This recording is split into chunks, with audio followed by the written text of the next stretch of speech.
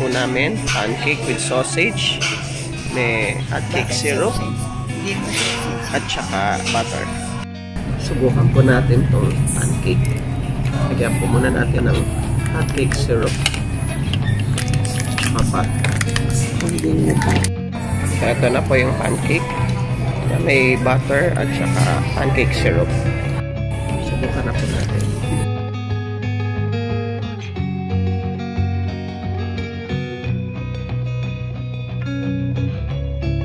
Soft and moist po yung pancake.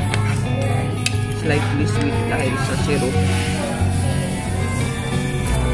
Meron na rin po lasang butter. Try po natin yung sausage.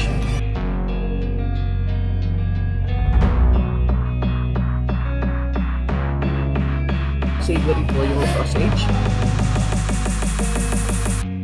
Slightly salty. Match siya po dun sa pancake. Try po natin itong hot choco.